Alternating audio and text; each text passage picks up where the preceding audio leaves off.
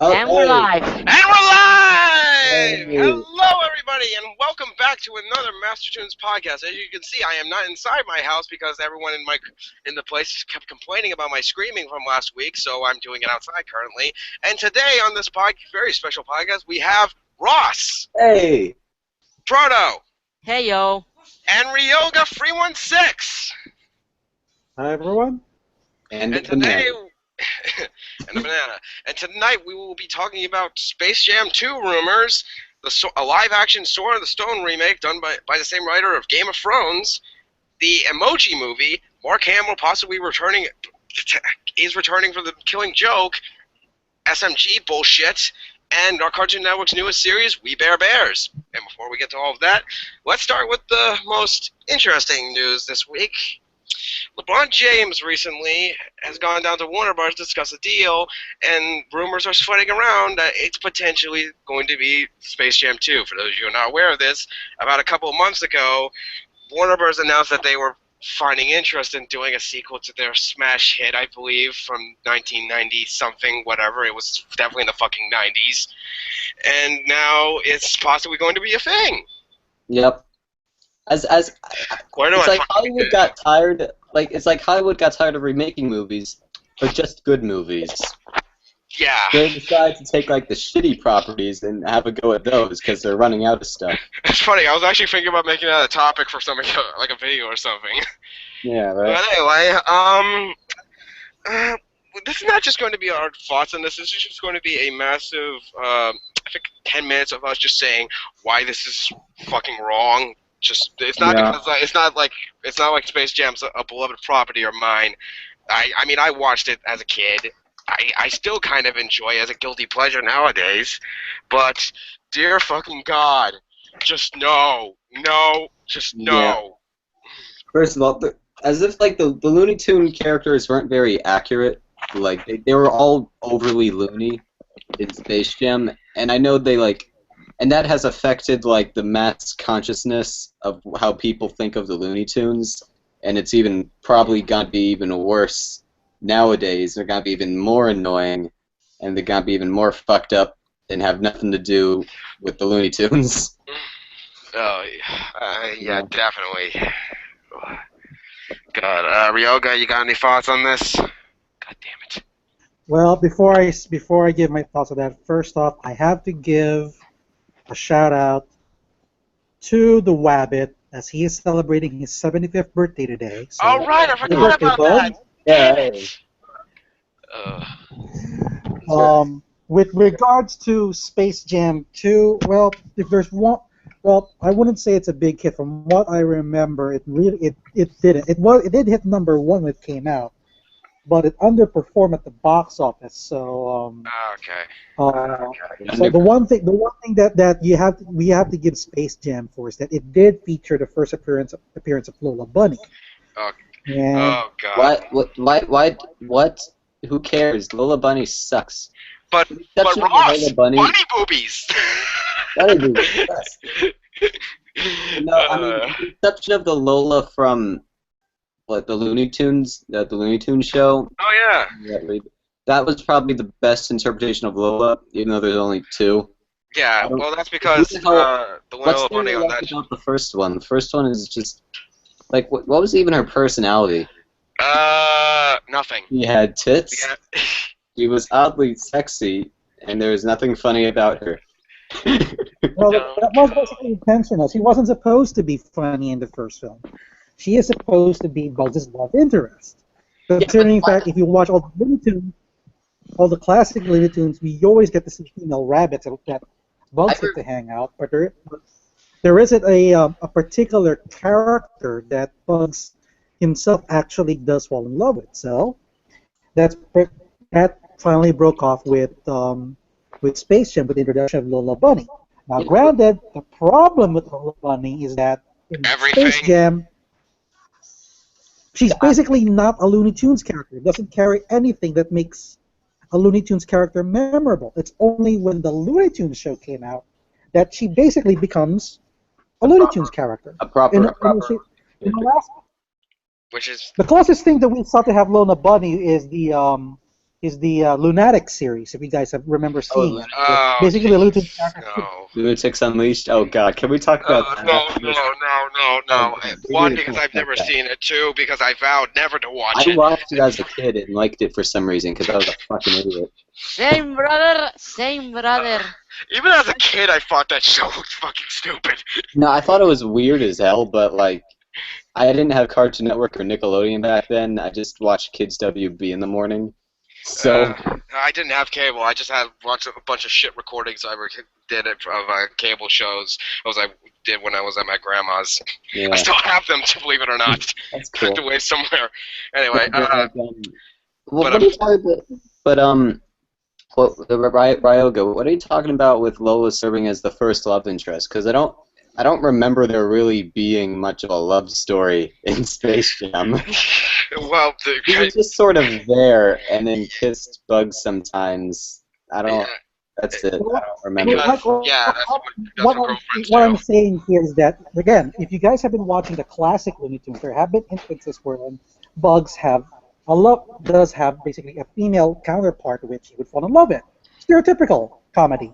Guy meets girl, guy goes gaga over girls, so on and so forth. Yeah. But there hasn't been an actual character in the classic Looney Tunes that is established as someone that not only Bugs would fall in love with, but something he's going to have a continuous relationship with until Lola shows up. Yeah, but like, who asked for that? Nobody. Well, That's not. nobody asked for it. I know. I got it. What? I got an answer. What? Furries. Oh, okay. I had to. Anyway, as I was saying, that's not the point of Bugs Bunny. That's the point of Pepe Le Pew. The point of Bugs Bunny is to be a smartass and fuck around with people. Exactly. It's not until like what Olga said with the Looney Tunes show, which, for a fun fact, if any of you don't know, she was actually voiced by Kristen Wiig of Bridesmaids and SNL fame. So yeah, About the Looney Tunes show version or the Looney Tunes show. Not that would be fucking weird if she was in like she was who voiced her in Space Jam? I have no idea now that I think about it. Well, anyway, back to the rumor of it. Jesus Christ, where do I fucking begin? Oh yeah, LeBron James is replacing Michael Jordan. Okay, first, that's just wrong in and of itself. Like, say what you will about Michael Jordan in the first movie, but he was bad. He was a bad actor, but you can't deny, like, the sheer image of Michael Jordan with the Looney Tunes in and of itself is strangely awesome. Like, the movie itself is bad, but come on. I'm not a sports fan. I'm not much of a sports fan, but isn't LeBron James sort of a modern Michael Jordan? I think. I don't know. What team does he play on? I have no idea. I don't give a shit. Yes. LeBron, that's basically the reason why LeBron is being part of the project instead of Michael Jordan. As great as Michael Jordan is, not many kids they actually know about him. Yeah. So I grew up watching Michael Jordan, so I know how great he is. But Michael Jordan's been out of the picture for decades now. So he's not that relevant anymore. Unlike LeBron James, who is basically the closest thing to being the modern day Michael Jordan, considering his match against the Golden State Warriors. He's in Cleveland Cavaliers on this year's NBA playoffs, which was awesome. Oh, nice. So naturally, he's a big star. Yeah. Okay, that makes somewhat of a sense. Like, I get I just the got approach. Okay, lay it on me, Ross. Sorry, I just got it. Sorry, brain. What if so remember how that guy who played Newman from Seinfeld was in Space Jam? Wayne Knight. Yeah, Wayne Knight. What if Josh Gad knew that guy? Okay, that actually, now that I think about it, that actually would really work. Right? Because he kind of does look like Wayne Knight now I think about it. No, but he's like the chubby, funny guy, you know? You're full of square. I love Wayne Knight, so... He'd be but I think Josh Gad would be pretty entertaining next to the Looney Tunes. Yeah, actually it would be amazing now that I think about it. Yeah. Olaf versus the Looney Tunes. But who would replace Bill Murray? Oh, that's Okay, first of all, Bill and Murray, why the fuck were you making so many bad decisions at that day and age? God damn it. Jones. Oy vey. I just watched the Nostalgia Critic for it. That review was fucking awesome. For our viewers, if you haven't seen the Nostalgia Critic review of Osmosis Jones, watch it now, because it's one of his best reviews in a long time. Is it? I liked it a lot, to be honest. It's a personal thing. But, anyway, I'm trying to think of someone, like, what am I fucking talking about? It's not like, this fucking thing, Jesus Christ. I get where new Warner Bros. Are coming from when it comes to like making a Space Jam 2, but first of all, it's been 20 years. It's been nearly 20 years since Space Jam. Maybe it has been. I'm not sure. I don't keep track of time and when Space Jam came out. Second of all, why now? Like when? Nostalgia. You haven't noticed that's been happening a lot? Oh right, of course. That's the trend. Why wouldn't they do it for money? Fuck. Well, even now that I think about it, the first movie was just made out of money. Now that I think about it. Here's the thing. Yeah, like, Here's the thing, guys. They're doing it for money. Like, I'm sorry, what were you saying? I was saying, if they're doing it just to get more big bucks. Yeah. Why of all things, Space Jam? Yeah. Well, the way I see it was Space Jam was like just to be like a corporate shell out, right? It was just to make money. And yeah, pretty much. Give me a second. Because of those commercials that Bugs Bunny did with Michael Jordan. So that was already like slimy and gross enough. Exactly. And also the remakes of movies are remakes and reboots and sequels. Those are pretty lazy and money grubbing. So this is like the ultimate cash in ever. Pretty much. It's a sleazy reboot of a sleazy corporate commercial. It's Sleazeception.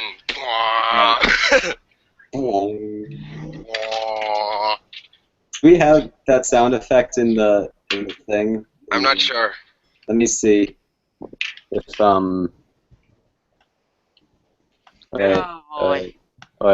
Wait. I think we have it. No, that's not it. No. Okay, Stop, Ross. We don't have it. I thought we had it in its inception order. That was good, Ross. but anyway, yeah. Another reason why that Yeah. By the way, there hasn't been. Go ahead, George. I'm just saying. I'm currently fighting off a cold, so that's why I've been hacking a bit for why I coughed a lot of way. So just wanted to give you guys some notice about that. All right, whatever. Yeah. Anyway, you were saying, Ryoga? I was saying that another thing that it's issue with regards to Space Jam 2 being announced, that there hasn't been, at least as far as I know, there hasn't been a movie based on the Looney Tunes that's been a box office hit. So it's either a mild hit or pretty much a big failure. If anything, if they're going to do another Looney Tunes movie, they have a better chance doing it as a direct-to-video, like they did with the recent Rabbit's Run movie that just came out. Honestly, the only way I see like a Looney Tunes movie actually being successful would probably getting the Real FX and the same directors who did those Looney Tunes shorts that they did a few years ago, like the Daffy's something and the Tweety one and the Wile E. Coyote one. Those were fucking awesome. If you haven't seen them, look them up. They're probably online. Oh yeah, I've seen those. I don't think the Looney Tunes really work in a feature-length format. Like, they even tried doing it in the old days when, like, they just take a bunch of shorts. Oh, yeah, I've seen those. And then they just sort of try to connect them through a very vague plot device with shittier animation. Fuck! Fuck me! Fuck! Dude, chill the fuck out. It's like... What are you, 5? When there's a B... Kinda! When there's a B, George, calm down. Don't freak out. Not the babies! Ah, they're in my eyes! It had to be done. Ladies and The joke gentlemen, was too good. George Lom gets attacked by a bee and freaking out over it. Yeah, let's get this over with before we overstate its welcome. Yeah, god damn Yeah. it. Okay, so Overall, what's next on the things to talk about? let's see. We also have recently, just now, and by just now I mean like 45 minutes ago, or an hour ago, I'm not sure. Cartoon Network premiered their brand new show, We Bare Bears. I haven't seen it. I don't give a shit. You two had one job. You two had one fucking job. I was watching a Richard Dawkins documentary. Oh fuck, Richard Dawkins! You're watching Be Bare Bears. But Oh, he's fuck a very you. smart guy. Oh, fuck you, you dumbass. But anyway, We Bare Bears is Abrioga, you explain it because I know jack shit about it. Okay, let me give you a quick rundown. We Bare Bears is loosely based on a series of comics by Daniel Chong that came out in 2009. Now, Daniel Chong, you may or may not know him. He actually worked for Pixar, and he actually did the Toy Story of Terror short that came out last Halloween that won him an Emmy. Yeah. So this guy's got credentials. So he was hired by Cartoon Network to produce a new series for the younger crowd. As you may or may not notice, most of the Cartoon Network originals are given a PG rating. So We Bare Bears is perhaps the first Cartoon Network original in a long time where it is rated Y7. So it's for the younger crowd.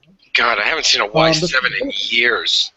Wait, this is for the younger crowd? Because it kind of looks like regular show. It kind of reminded me of a regular show, to be honest. It's PG, but unfortunately. Oh fuck! Why is that an unfortunate thing? I don't know. It just seemed like it could have. Are you fucking kidding me? What? For God's sakes. What? This is my natural. Oh look. yeah, the fake as hell monocle and mustache is totally part of the podcast a couple of minutes ago. Fucking hell. Oh, okay, I'm sorry. God damn it, I'll Ross. just take it all off. Thumbs up for anyone who got that reference. Just get back to the subject. Alright, so Let me continue. So basically, We Bare Bears. The basic premise of We Bare Bears is this: you have three siblings, Grizzly, Panda, and Ice Bear, trying to pretty much mingle with human life. So that's basically it. yeah. Three bears trying to mingle with the humans, and pretty much all chaos ensues. In a way, if you ever guys watch the movie Open Season, Yes, I have. it's basically the exact opposite of it. Oh. So that's what Bear Bears is. But the atmosphere and the humor was designed specifically for the younger crowd. So for me personally, I don't expect it to be as funny as Gumball. Yeah. In that sense. But that said, the show does have a lot of charm. It's very charming. And it has this Disney-like feel to it. When you watch it, it looks more like a Disney cartoon than a Cartoon Network show. Yeah. Then again, I think because of Daniel Chong, pretty much not only is the creator, but in these two episodes, he pretty much storyboarded these episodes himself. So there's that feeling to it. Yeah, definitely. I wouldn't say necessarily in terms of like animation per se, because the animation, like the way it moves and the way it like designed and framed, is very Cartoon Network. But the designs of it definitely are very reminiscent of Disney Channel, old like Disney Channel animated shows. I can't really think of any off the top of my head. And I thoroughly enjoyed watching both episodes. I missed parts of the first episode since I was helping my grandma out with something else. But I think it has potential to be a really good show, and I think it's cute. It has good things. Though there is one thing that made like the entire second episode completely worth it for me. Like just make this like officially make my must watch. I am not making this fucking up. The main part of the second episode is that they're trying to be internet famous, like you just basically what we're trying to currently doing right now. So after that they go to like a webcon, like a VidCon or something, and then they meet like one of the MemeCon, and they meet a koala bear who's voiced by Patton fucking Oswalt. I am not making this up. Yeah. The koala bear is voiced by Patton Oswalt. That alone made the episode worth watching for me.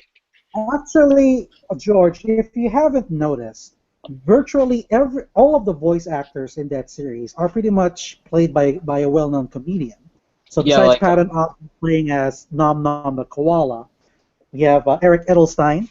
He did Parks and Recreation, I think. And he was also a minor character in Jurassic World. He plays Grizzly. Bobby Moynihan, pretty much an SNL alumni. He plays Panda.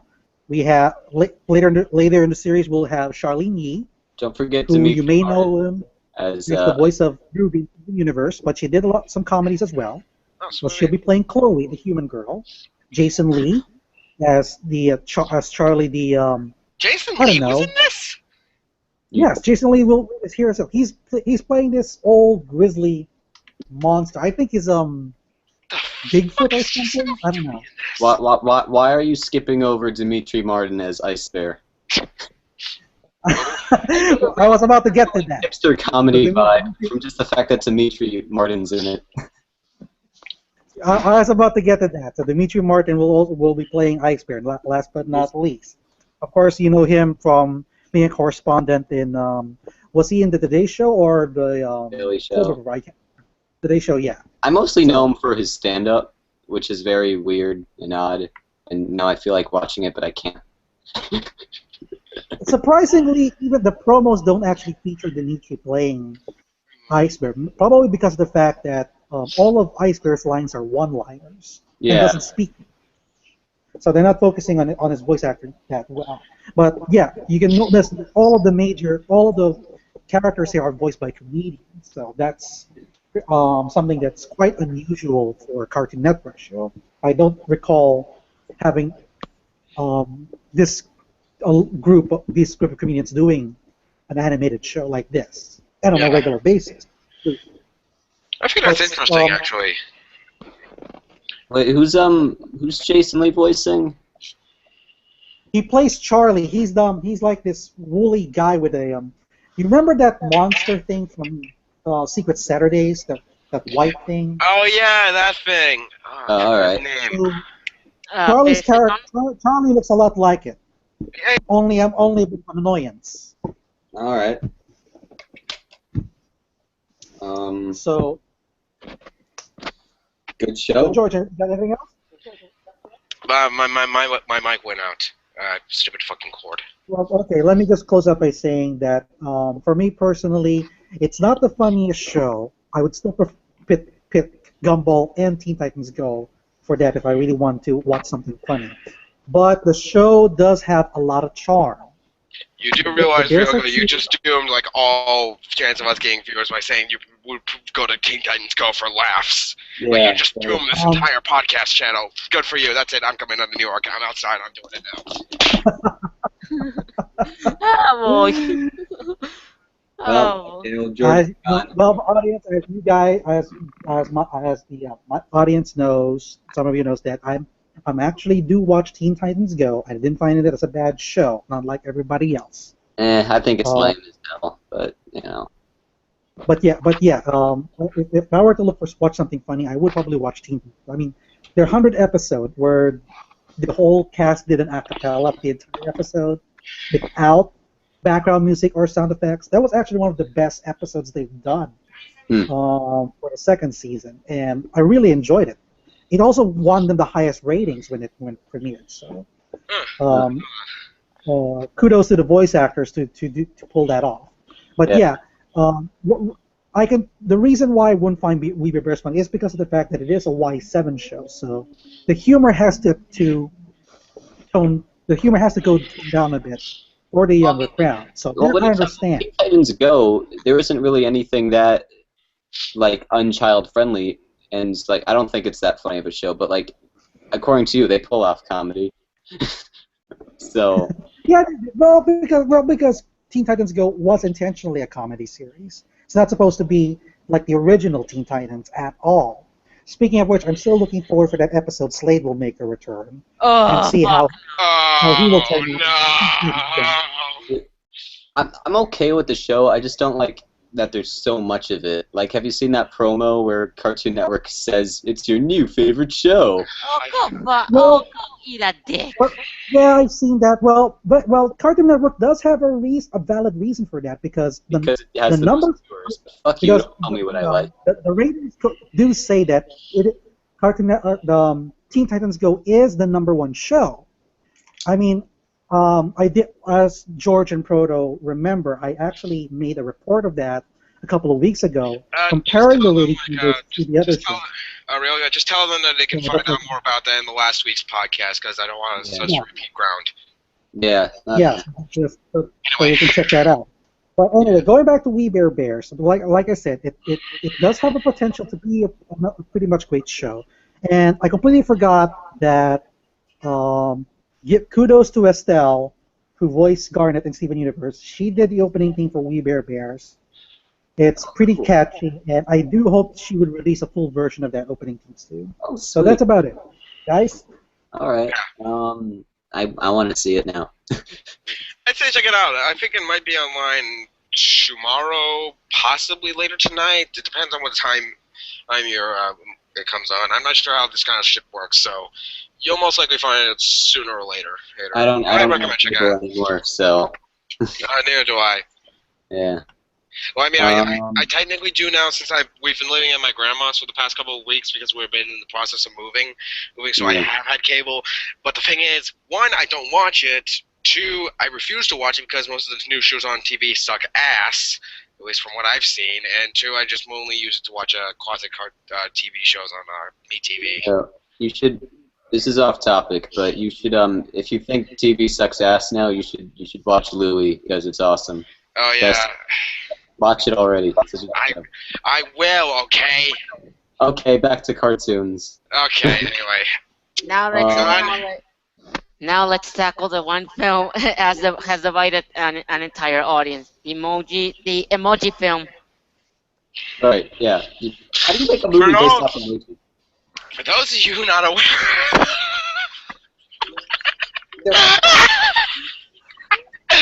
For those of you not aware of this, Sony Pictures Animation, best known for the Cloudy with Chance of Meatballs movies, the Transylvania movies, the Open Season movies, Surf's Up, the two pieces of shit Smurf movies, and the upcoming, I forget what they're doing next.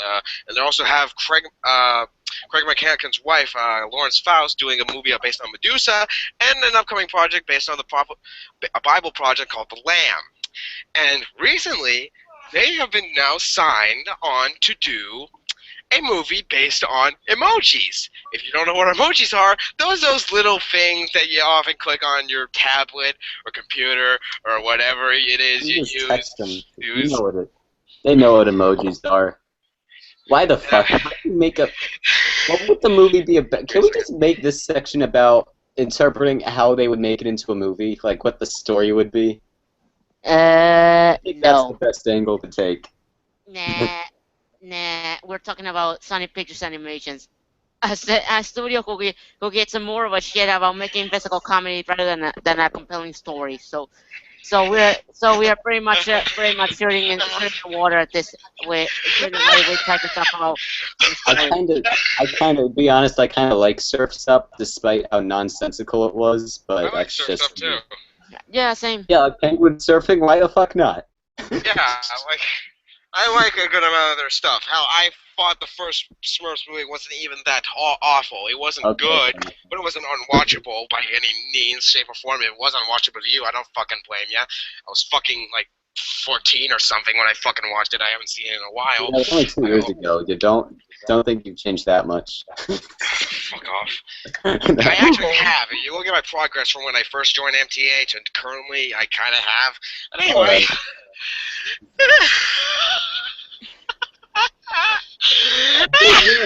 Are you acting, or are you actually like this normally? I'd say both. Dude, you're scaring me. I hate when you do that. Oh, Sony, you never cease to fucking amaze me. This is how low we've sunken, folks. Just create We have run Frankenstein out of already. good ideas. We have run out of enough properties to the point where Sony Pictures Animation are making a movie about fucking emoticons. I still want to theorize what the story would be. No. You So think let's that make the protagonist the poop try emoji. to imagine Hasbro actually officially doing a Monopoly movie. How's that going? How the hell that's going to work? That would just be Or Or Hungry Hungry Hippos, for that matter. Oh fuck Wait, no! that movie would be about the Great Depression, of course. I'll leave That's that. And Monopoly I is, believe, isn't it? I don't know what studio, but I think they're going to do a Tetris movie as well. How can you make a movie about falling blocks? Wasn't like Uwe Boll signed on to do that for a little bit? I feel So like I've Uwe Boll so would do I've the seen Tetris some movie. weird concept movies going out, but after the Pixels movie starting, Adam Sandler, I pretty much say, okay, whatever, let them do whatever they want. I think ever since I the Lego movie, hope they just do it well. Ow, my hands. I think ever since the Lego movie, people have like studios have been thinking, oh, we can make a movie out of any toy now. No. Oh, You know? yes, they can. Look at Paul Feig in his upcoming Play-Doh movie. I wish I was making this up. Like the Lego movie works because it has characters. Play-Doh does not work. Maybe Monopoly could work if they made it like a live-action movie about the Great Depression.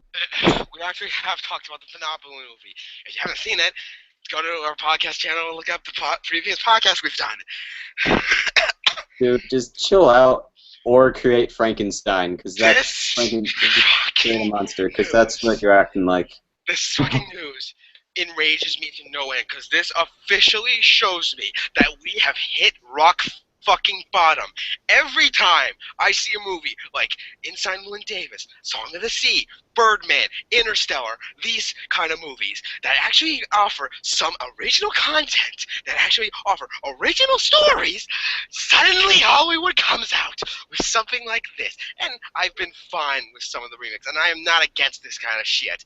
I'm against this kind of shit when it's this low bottom of the barrel. No, this has no, and I repeat, no fucking potential. There's nothing you can do with this. For a 5-minute short, possibly. But a full feature-length theatrical film? No! Dude. No, wait. Here's my point of view. Making an emoji movie sounds pretty freaking hard. So you have to be a really creative motherfucker to make an emoji movie. I think it could make something really impressive. Like, you try to make an emoji movie. Whoever signed on and agreed to make an emoji movie must be a fucking creative genius, because how could you do that? That's fucking impossible. I know for a fact, with what Sony has done for the past 5 fucking years, that they'll fuck this up. But they haven't done anything as abstract as emojis, because like they're just little icons on your phone. Where can you go from there? Nowhere. Ross, Exactly. George, There! Look! Ross, George, Someone's calm willing down, to calm take that concept somewhere, so he must have a really interesting idea on his mind, you know? Let's okay, hope. Ross, George, you guys have seen Inside Out, right? Yeah, I've seen Inside Out. Yeah, same. Well, I got a funny feeling they'll probably pull something similar to that, but with the emojis in place. Like the emojis are deciding how people are feeling. More like more like each emoji is basically a character in itself. I want the So- protagonist to be the poop emoji. So each emoji has a character in itself, trying to mingle in this virtual world, and then how they'll deal with the real world, something like that. So that's practically the closest thing I could think of. And again, this Sony announced this after Inside Out was a success, so it wouldn't be surprising if they'll take that route. But maybe it's a story of a guy who's down on his luck, can't get the girls, You know, he's always trying to text girls, but he fails. But then the emojis start talking to him and open their mouth. If they're gonna do that, if they're gonna do that Stop giving them movie ideas. Stop giving them ideas. with the if they're gonna do that movie with him kind of girls do it online, they should just adapt the Train Man legend. If you guys No. have heard of it. What if the emojis are like talking and giving him advice? That would be like that weird foosball movie that's coming out. I don't know. Remember that- Anyhow, you've seen moving the trailer on. for foosball shit, right? It's like that Spanish movie or something, and it's like the foosball table players come to life and they have to help like save a city. Let's move on. Let's move All on right. before. Let's move on before we go overboard on this. And before So I actively run down to every single one and mow down every single one of these motherfuckers living on this fucking street. Dude, I'm actually a little bit optimistic for the Emoji Movie. Of course Like, you would, you uncultured swine! No, I'm a very cultured swine. That's a very interesting idea, you know? Like, dude, bro, do you even David Lynch? No, you don't. Okay, I know, motherfucker. Don't treat me like some fool, idiot. do you even know what Criterion is, motherfucker? yeah, I know. Yeah, So okay. unless they hire him, then I don't know. Then I don't know if it can work. So let's Is that get George out of the Burns? fucking emojis before we lose our sanities. Is Let's- that did George just run away in the background? yeah, I saw a guy like you see that pathway on the I think I just saw a guy like a guy in a gray shirt and long hair run away waving his arms about. yeah. I just bring it. Okay. Hey George, he's back. Yeah. No, let's talk about the Sword and the Sword and the Stone. Alright, good. I haven't seen it, so yeah, I never saw the original, The Sword in the Stone. I don't really know. It's fine. I'm the biggest Stone and Stone episode. The movie. I'm not the biggest Sword and Stone expert. I can tell you're a big fan. You can say the name perfectly. I'm not a big expert on the original novels or anything, but I watched the movie a lot when I was younger. Ryoga, mind teaching this uncultured swine what it means. What's this thing about? Who's the uncultured swine here?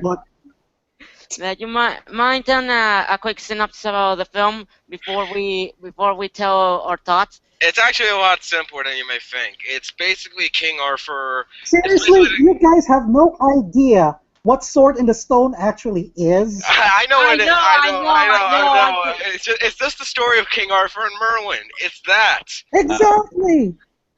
And, It's just a story of King Arthur. How hard could that be? now let me explain, people. Let's get into more of this. For those of you who aren't aware of this, Disney has recently announced that they're going to be doing a live-action remake of Sword in the Stone tied in with the Game of Thrones writer.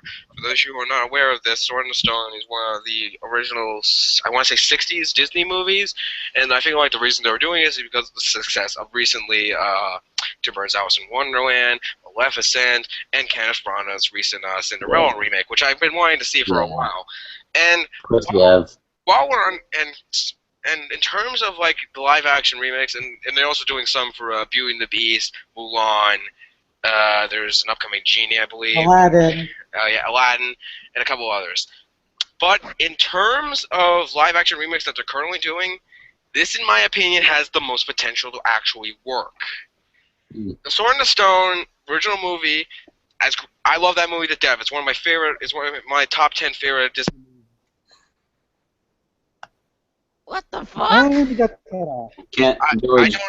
All I right, don't never think mind. like Disney's version is the definitive version of it. Like there have been tons of versions of Sword and Stone with Merlin and King Arthur and stuff like this, and they have a Game of Thrones writer.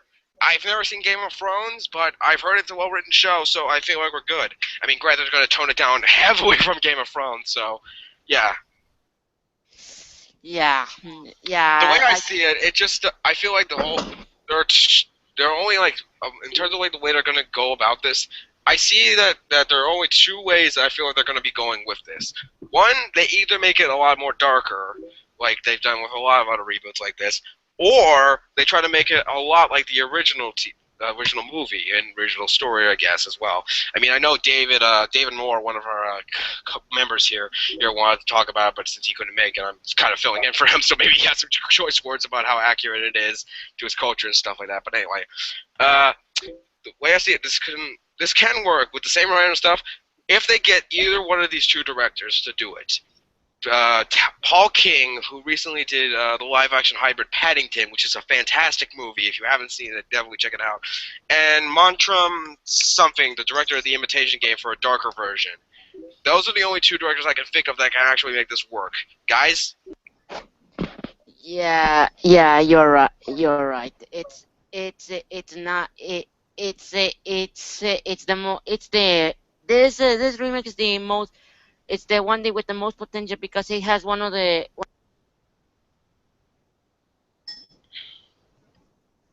Ross, stop muting people! Oh, I didn't know that had an effect on you guys. I was just gonna do something else. Well, God's sakes. oh God no, damn it, I Ross. just got to tune you guys out while I did something else. I didn't know that affected you guys. Just Oh. mute your fucking thing! Yeah, but like I was gonna open another window and watch a video while you guys talk about something I know nothing of. Ah. Yeah, for God's sakes. God Yeah. damn it. It's the professionalism of the show that really matters. That's it. Oh. Whoops. Fucking Okay, muted myself. Damn it! didn't know Oh. that. My bad. I'm sorry. Anyway, Pro, you were saying before Yeah, Ross this one rudely interrupted you? Yeah, Sorry. this one. Yeah, this My remake is mistake. the one with the more potential things that they have one of the writers that can actually nail down one of the aspect of the age of the King Arthur age, which is a huge, there's a huge advantage, but like you say, the tone would be the cutting edge factor of the remake. If they want to be different than the original, then I think they should go with the Imitation Game director. Or if they want to stick to the original, then they should get the director of Paddington, like you said. That's just my opinion, Ryoga. To be honest, I pretty much am very much indifferent to this remake of Sword of the Stone, for the simple reason that it is basically a story about King Arthur, which has been reinterpreted to death already. So I'm neither opposing this or defending this decision that they're going to do Sword of the Stone. Um, so if they do it, fine. That's okay for me. If it's not it's not an issue with me. There are plenty of other works out there based on King Arthur that I can pretty much pick up and read, or watch, or play, or whatever.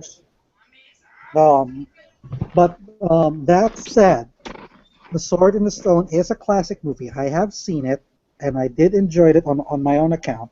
I do wonder though if in this version they will do some of the things that did in the original books and the film, in which Merlin references some 20th century terminologies. Oh yeah, that's So fucking will hilarious. this so which basically does it is charming. So will this version of Merlin, a live action, start referencing the internet, for example? That actually would be when kind he of does funny, it? actually. Or will Ryoga. Ah. Oh, for fuck's sakes. Sake. Ah! God damn it. Why? But yeah. But Okay, he's back. Damn it. Ryoga, continue before anything else happens.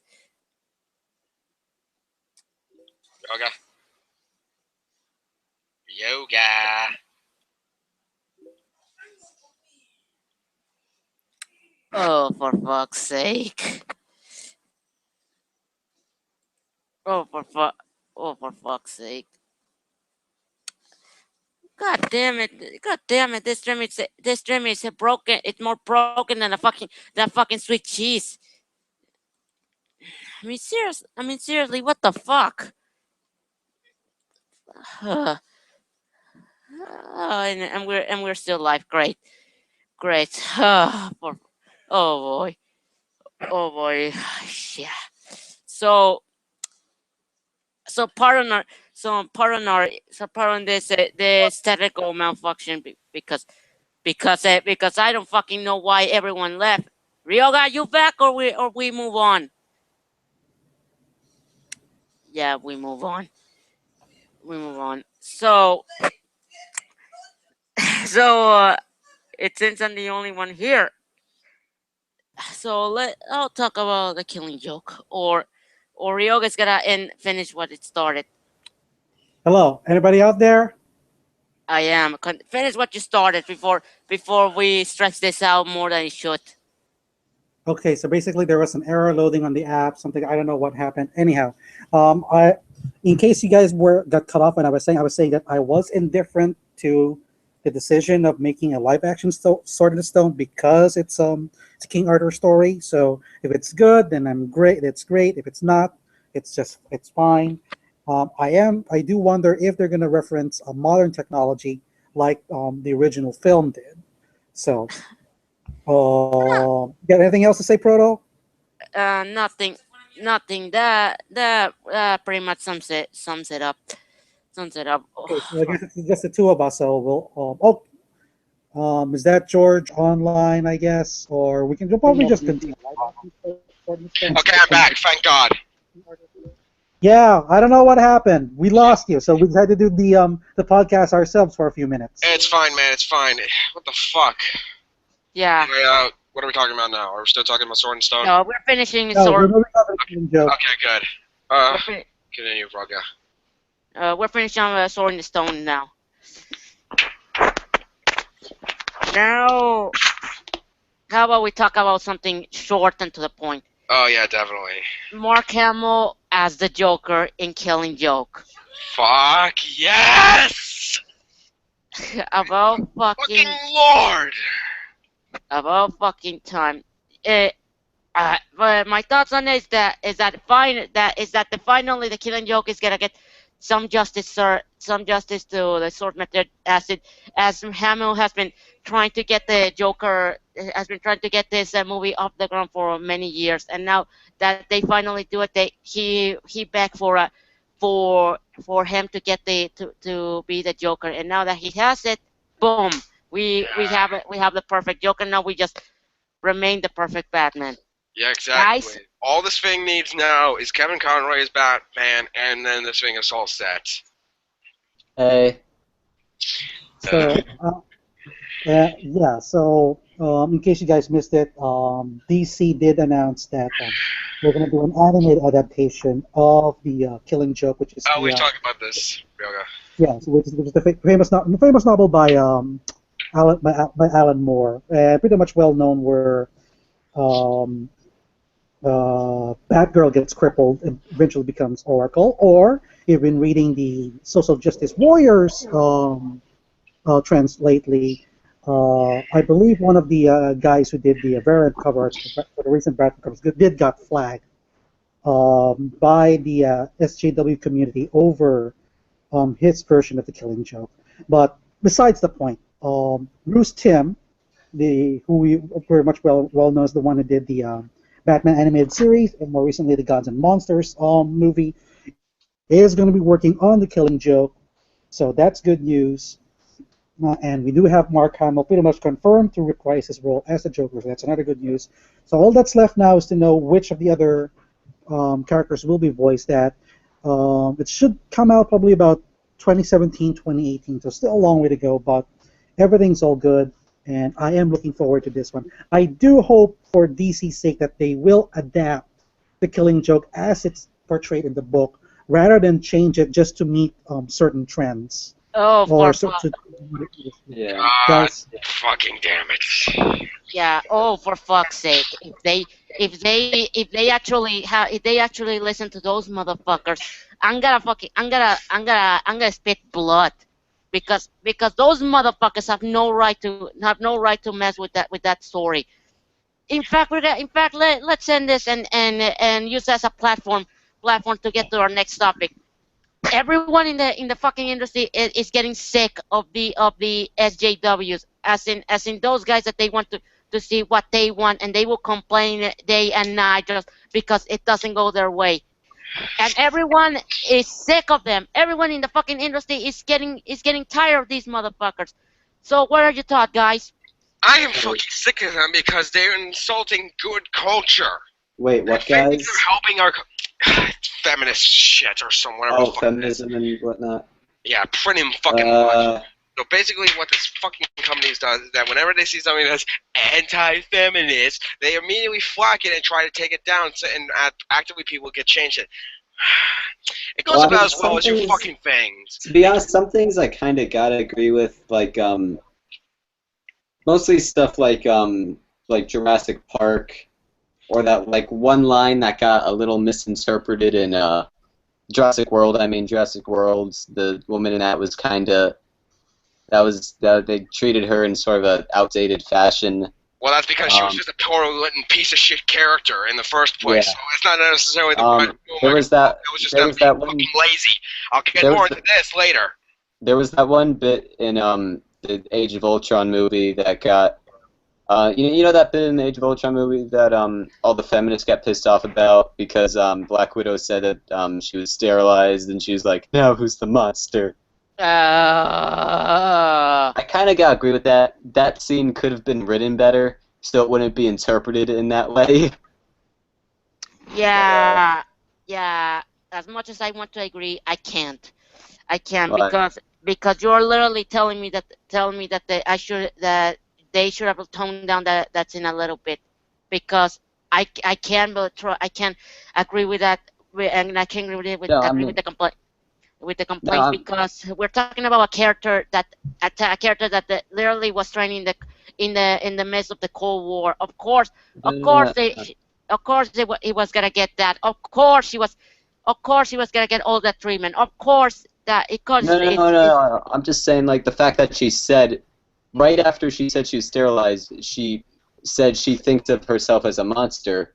That could have been they could have said the same stuff, but just like rearranged some of the sentences so it wouldn't sound like I'm barren, therefore I'm a monster. You know?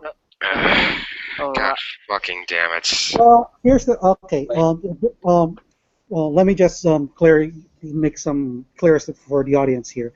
The reason why we're talking this is because there has been an article from website Breitbart.com in which after Eli Roth, director of the Hostel movies, is planning to make another horror movie that features social justice warriors as the victims in his latest slasher pick, they decided to point out some of the many instances in which the entertainment industry in America is pretty much showing that they are having issues with these so-called social justice warriors, and they made several examples. So, like what Ross said regarding the Avengers, with regards to Black Widow's character, and despite that, the Avengers 2 did actually earn box office numbers. The same was the case with Jurassic World, in which he was criticized for having 70s era sexism or whatnot. Which is rightfully so. But right now it's currently the most successful film of this year. So it's a good film. God fucking damn it. And it doesn't just go towards film; it also goes towards comedy. There were social justice warriors who were attacking Stephen Colbert and Dave Chappelle and Jerry Seinfeld, and of course the most famous of them all, Gamergate, which despite what's going on, Gamergate is still alive and running. So we got all this things going out, and everybody, as far as the entertainment industry is concerned, they're saying, you know what, we like to support you guys, but you guys are going so out of hand now that it doesn't make sense anymore. If you guys want to do your cause, we do support feminism, then at least do it in the most reasonable manner. Be civil. Exactly. But what these people are doing is going beyond civil. Hey, even Cartoon Network is not free from SJWs. There's that famous spat between Noelle Stevenson, the creator of the comic book Lumberjanes, but she also worked for Disney as the writer of Wonder Over Yonder. She criticized Steven Universe for having a male protagonist on a show where the majority of its cast are women, and Ian Jones Quarry actually had to defend it, saying that no, it is not to the order of the CN executives to do it because we have female characters in or lesbian couples or whatnot. We did it because Rebecca Sugar, the creator, wanted it. Steven was supposed to be based on her younger brother. What's wrong with it? Yeah, I agree with that. That's a bit insane to complain about that.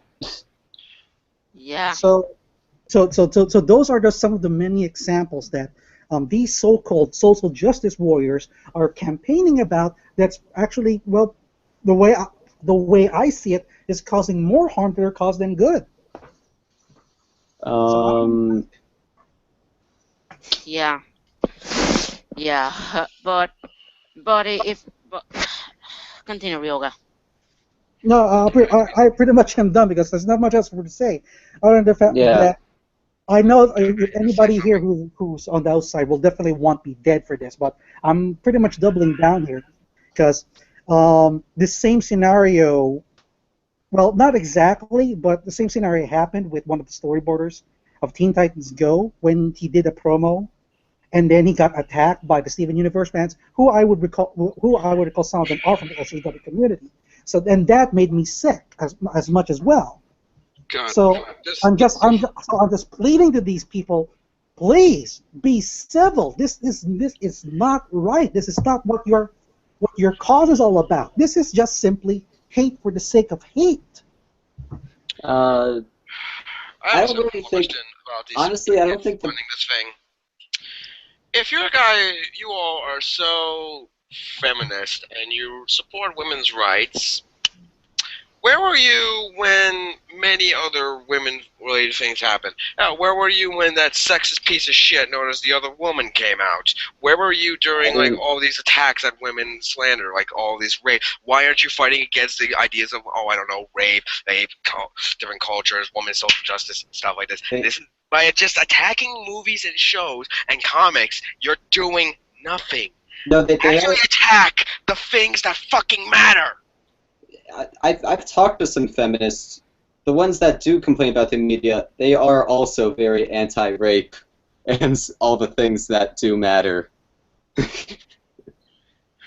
I mean, if these people are genuine feminists, then they wouldn't be complaining about shit like this. No, just because it has an interpretation of women doesn't necessarily mean it's written by a man. Doesn't necessarily mean it's a bad thing. Hell, you know that bullshit that happened with Mad Max Fury Road? Guess what? That's probably the most pro-feminist thing I've seen all fucking year. People are complaining about Mad Max? Well, they think they were, but there was some article or some shit I read about it. But that movie was actually one of the most pro-feminist movies I have ever seen in my fucking life. And guess what? That movie was written and directed by a man. It's one of the most incredibly crazy explosion-heavy movies I have ever seen in a movie theater. I don't know. I find this a really, I don't see this as big of a problem as you guys. It's just like there's always going to be whiners. I don't really think they're affecting the industry that much. They're just whining. And the studios aren't really doing that much to appease them. Well, I would say as much. I would have to agree with you because I was just thinking about that incident with the Killing Joke cover for Batgirl, which got the SJW community completely riled up, as well as that Milo Manara cover of Spider-Woman, which had the same. But that was the comic books. I thought that was kind of a dumb thing to complain about. Like, whatever.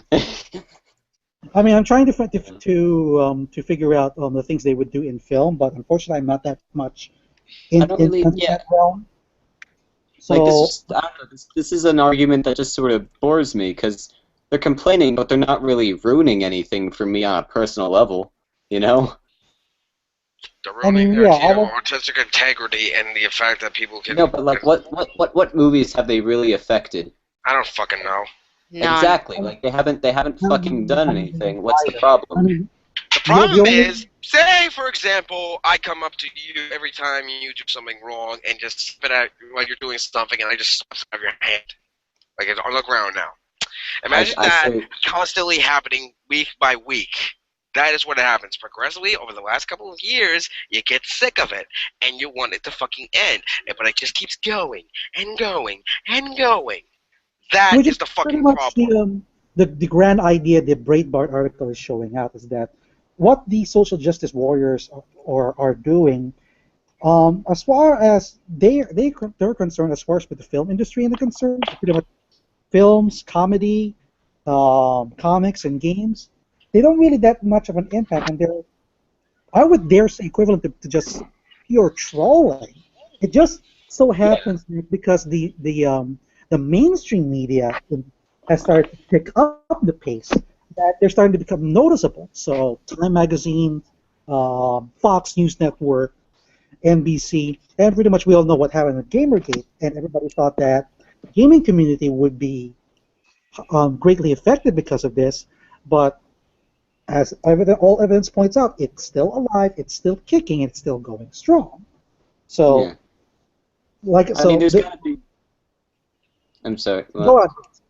Oh, okay. There's gonna be.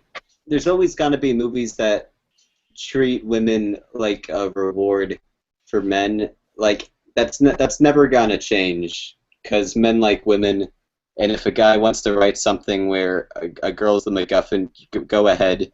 I don't think I don't think that's ever gonna change. Like I wouldn't write that personally, but I don't think it's ever gonna change. No matter what feminists say, that's not gonna change the stories that writers want to tell. You know? Right, and Yeah. despite the fact that there have been some works, at least as far as the animation's concerned, that are slowly moving towards that. Best example, The Legend of Korra, with the ending now pretty much canon of Korra and Asami being a lesbian couple, and now more recently Steven Universe. Yeah. So Steven Universe is, Yeah, thanks for reminding me.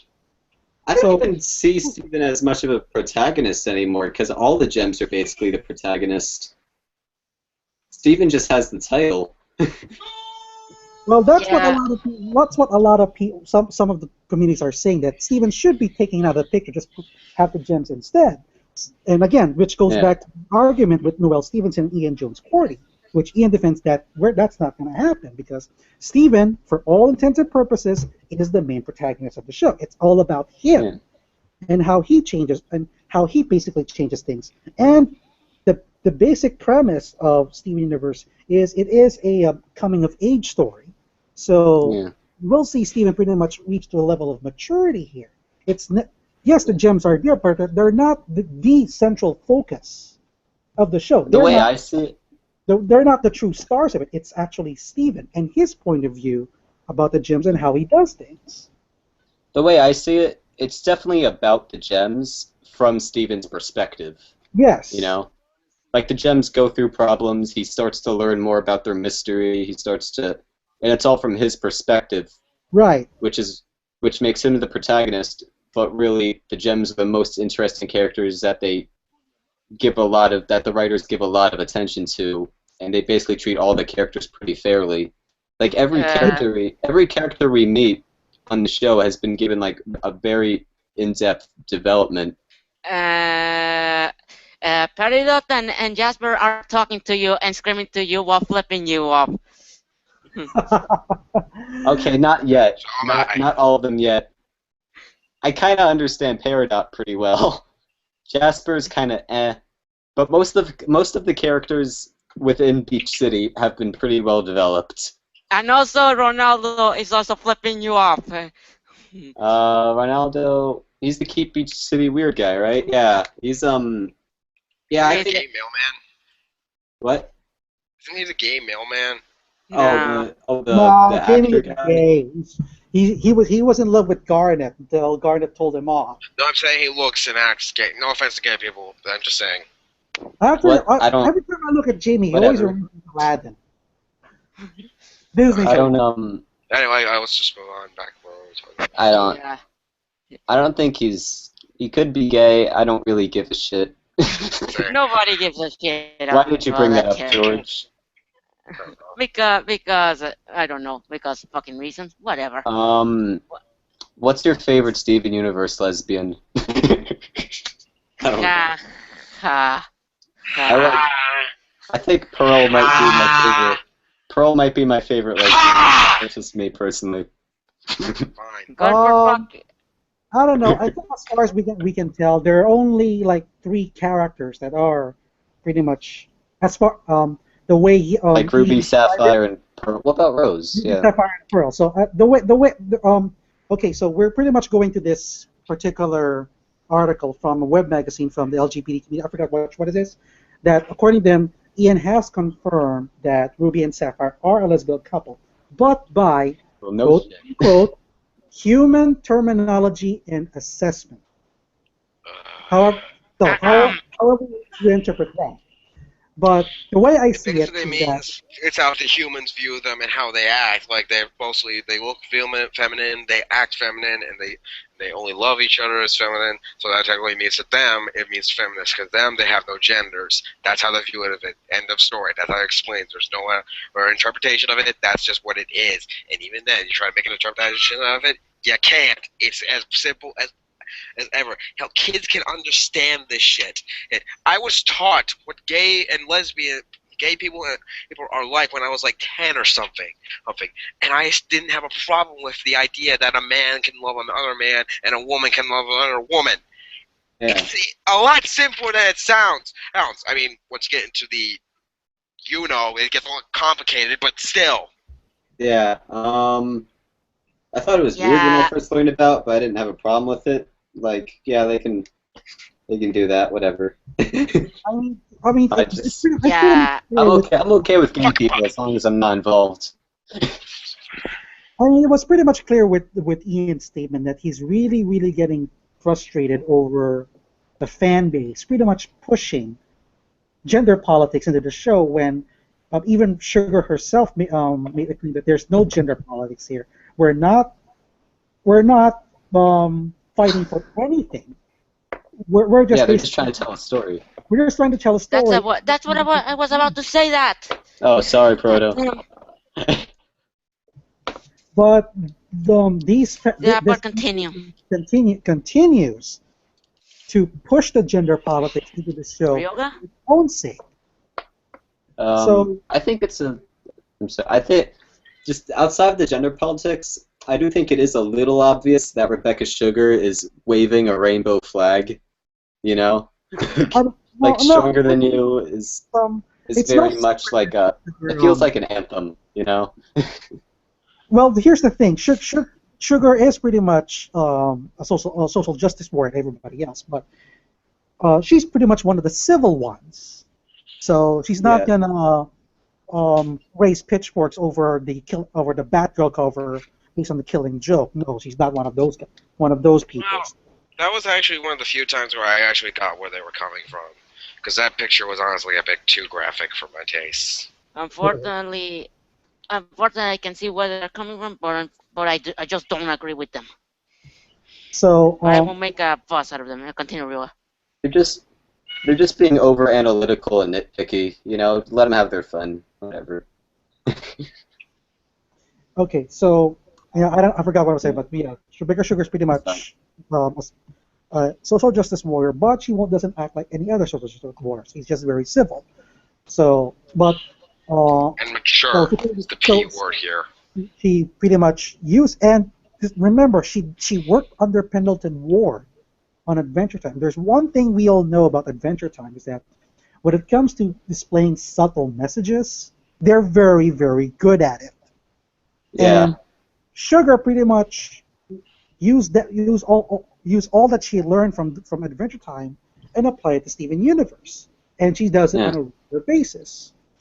So, so if you're basically seeing that Pearl, Ruby, and Sapphire are pretty much have a romantic relationship, it's pretty much obvious. But at the same time, Yeah. because of the fact that they don't have a gender, they're basically just space rocks. It serves as pretty as a good loophole. So Yeah. Rebecca did a very very smart thing, and on having these gems have relationships with one another without basically causing gender politics because of this loophole. Now, if she decided to do this series after the U.S. Supreme Court declared same-sex marriage as legal, it would have been completely different. But as it stands, it's pretty much good as it is. And I like to point out another thing. Because the fact that we get to see openly gay characters by human terminology and assessments, quote unquote, in Steven Universe, you can pretty much bet that the LGBT community and the social justice warriors are pretty much championing the show. Case in Yeah. point, Anita Sarkeesian's boyfriend, John McIntosh. Oh. He pretty much said in one of his tweets that he does support Steven Universe. Yeah, we're talking about the guy that pretty much lies, cheats, and pretty much gets everyone to buy its shit by using false facts. So yeah, I'm really not surprised to hear that. But Um, that said, the only thing it really doesn't bother me at all whether or not Ruby and Sapphire are gay. It just bothers me that a lot of people are trying to push that it is. When Yeah, this is then when the sexuality of the genders is not the sexuality of the gems rather should never be an issue with Steven Universe. It's basically Exactly. I think it's the fact that Rebecca Sugar brought up that they're genderless has created all this confusion and hysteria. If she just said they're girls, then like no one would be asking if they're It's a lesbians or not. double-edged. It's a double-edged sword, basically. Yeah, basically, Like, yeah. if they tell them that they're all girls, they'll go on out about how their sexualities work and what their sexual desires are. But if you tell them that they have no genders, they'll still complain about this fucking shit. and Because everything has to have a fucking answer. The way I see it, they're genderless in the sense that there's only one gender, therefore there can't be any genders. Because if there's only girls and boys don't exist, then why would they define it as girls? You know, like. what the fuck? Or I guess the better way of saying it is you can't have the word woman without man. So if there aren't any men, they're just people. You know. I mean, That makes- it's kind of weird considering fact Ian actually made in one of his earlier posts made an explanation that the gems are pretty much similar to the Namekians in Dragon Ball Z, like characters like Piccolo, in which his race doesn't have a specific gender, but for the sake of simplicity, Piccolo and his race are referred to as men. So in the case of Steven Universe, for very same reason, they're all given female traits and pretty much referred to as females. Again, for the sake of simplicity. And just make them identifiable and relatable. Right. Because the closest thing I could ever encounter of a character that's completely genderless was the character BMO? Yeah, BMO. Because BMO Yeah. could be male or female, but because of the male for female. And there's nothing masculine or there's nothing like directly masculine or directly feminine about BMO, which is why that's like the most perfect. You know? I hate to be the one that points that obvious, but you can point at gender because we're talking about a fucking robot. Of course that they wouldn't do that because that would sound stupid on paper. Well, what about like HAL 9000? Is he is he male or female? Like It's you an can. A. I'm gonna call one of my favorite games prototype this. It's not a he or a she. It's an it. Nothing more, nothing else. But like Exactly. Exactly. he has the voice of a male. But he has the voice of a male character. BMO like sounds like an adult female, but also kind of sounds like a little boy. You can't really fully tell. Be- So because if we overthink this too much, everything would stop making sense. So let's just say end this like saying it's just preposterous that the fans never shut the fuck up about that, and we just classify it as an it, not a she or an he. You're surprised that fans are actually fucking about this shit? Dude, no matter what you fucking do, fan bases will just fucking keep this shit up. And that's the fucking reason why I despise fucking fan bases. the ironic thing is, we're having the exact same conversation that the fan base would have. See, like we're just encouraging it. So we should shut the fuck up and just talk about how great of a show Steven Universe is. Oh, versus screw discussing you, politics. You know what I'm saying? It's the Master Toons podcast, not the Steven Universe is the best show ever podcast. No, but like if we ever bring up Steven Universe, it should just be We about, have like, the several story. times. I'm surprised how much this show comes up on this fucking thing. Why are you so angry about it? It's a good show. Because it's basically It's the night out. third most watched show on Cartoon Network. Whatever, just driving around this neighborhood, I'm really fucking tired and I'm really fucking angry. Why? Go on. Think Go on. happy thoughts. Happy thoughts, George. How about we just play a little game where we all like recite one-word answers to things we like? Like I say pizza, then you say another thing you like, then you Pie. say another thing you I like. want pie. Okay. Minions. Video games prototype Batman. No. You just gotta say one hero. thing. You just gotta say one thing, and we take turns. Just It's okay. Iron Man. Okay, next. yeah. Let's cut this out now that the ranter's done. So, shall we wrap this out? Yeah, let's wrap this fucking thing up. One last note, though. For any of you who actually give a shit, recently there was a Kickstarter announced to back up a brand new SWATcast show. Or reboot, I forget what it is. I thought it'd be worth mentioning since I know SWATcast has a massive fan base, and I think it's cool that they're coming back. I've never seen the show. I don't know if it's good or not. Maybe it is. I'll check it out sometime. But I thought it would be worth mentioning. Guys? Yeah. Oh, we gotta plug our show, George. I'll say that at the end. No, this is Anyway. the end. Alright. Alright, let me see if I can, am I able to show things on YouTube through here? I don't know. Just depends. Anyway, I don't want to do that right now, Ross. Anyway, Alright. let's just wrap this up. This has Watch been the This has been the Master Tunes podcast with me, your host. That fucking, for fuck's sake, I've been your host, George Baum. With me tonight has been, and you can find me on Facebook and on my Facebook page, The In-House Critic. And big announcement for any of you who actually give a shit. I will be collabing with Ross Stern here and editing a brand new video review, which should be coming up in a couple weeks or so. Oh. Yeah, it'll probably be a series.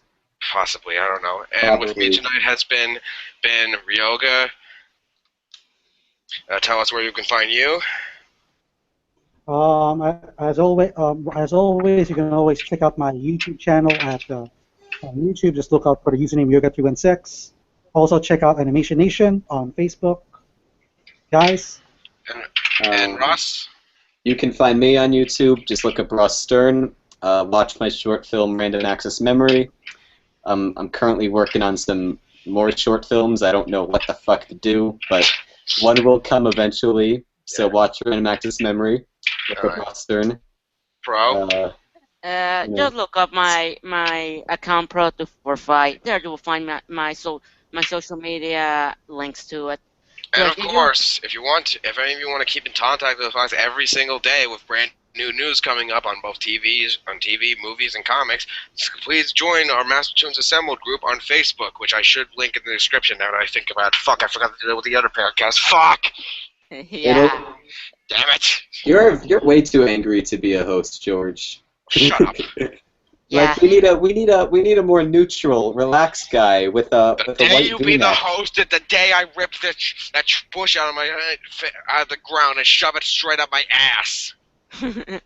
Yeah, that's not gonna happen. But yeah, George, let's Anyway. wrap this up. Anyway, that has been the Master Tunes podcast. Thank you all for joining us. The one viewer to actually watch this fucking thing. That was and me we'll for a see little bit. the 0 members of you who actually watch this fucking thing. And we'll see you all, none of you, next week. Bye. Uh, Bye. Fuck all of still you. live. Fuck!